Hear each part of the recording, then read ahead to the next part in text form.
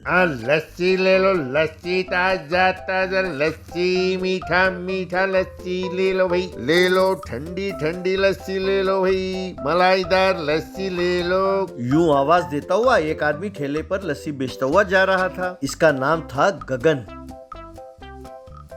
उसकी पत्नी थी और उसका बेटा था मदन।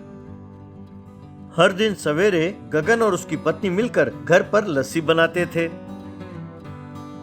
फिर बड़े प्यार से गगन अपने बेटे मदन को एक गिलास लस्सी पिलाता था। मदन को लस्सी बहुत पसंद था।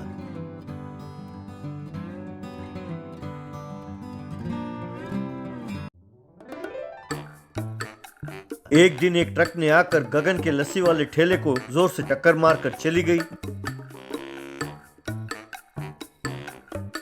गगन को काफी चोट लगी और वो अस्पताल में भर्ती हो गया।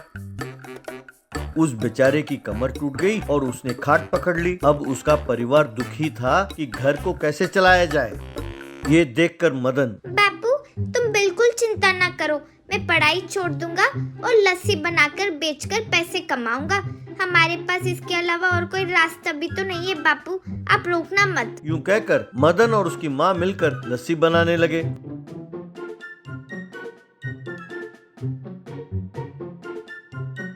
बाद में मदन उस लस्सी को एक साइकिल पे रखकर, लस्सी ले लो लस्सी, ताजा ताजा लस्सी, ठंडी ठंडी मलाईदार लस्सी, आओ भाई आओ, कहकर लस्सी बेचने लगा।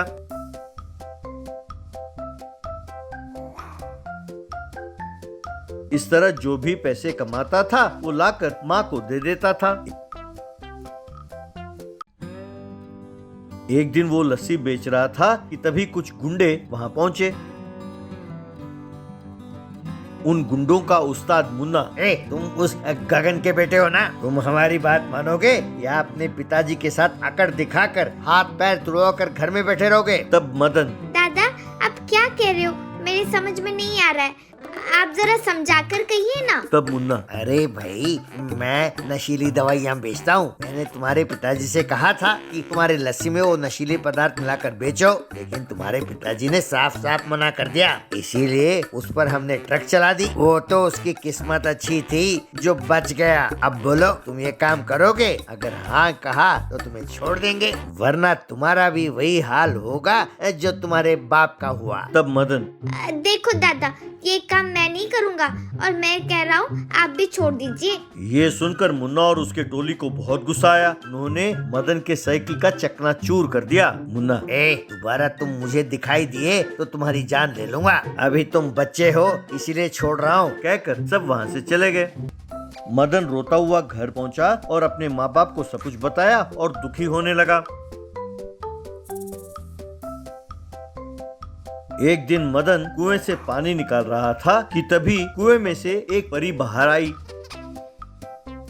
वो परी मदन से, बेटा मदन, तुम्हारे परिवार की तकलीफ देखकर मुझे बहुत दुख हो रहा है, इसीलिए अब मैं इस कुएं को लस्सी वाला कुआं बना दूंगी।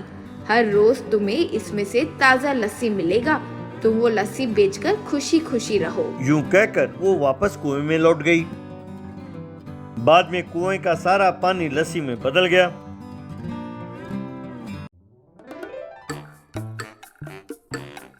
बस उस दिन से मदन बाल्टियां भर भर कर कुएं से लस्सी निकालता, उन्हें घड़ों में भरता और उन घड़ों को साइकिल पर रखकर लस्सी बेचने जाता।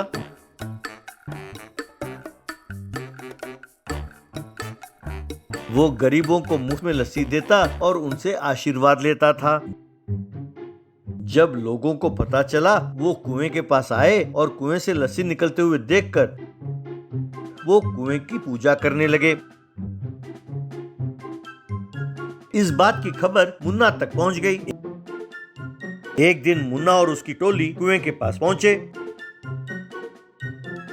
मुन्ना, अरे वाह छोटे पैकेट, तूने तो कमाल कर दिया यार, तुम्हारे हाथ तो लॉटरी लग गई। सुनो, अब से ये लस्सी वाला कुआं मेरा है। मैं इसमें नशीली दवाई मिलाऊंगा और नशीली लस्सी लोगों को बेचकर खूब पैसे कमाऊंगा। अब तुम हटो यहाँ से, कहकर कुएं में नशीली दवाई मिलाने जा रहा था। बस कुएं में से दो राक्षस बाहर निकले। उन्होंने मुन्ना और उसकी टोली को खूब मारा। तब मारे डर के मुन्ना और उसकी टोली वहां से भाग खड़ी हुई।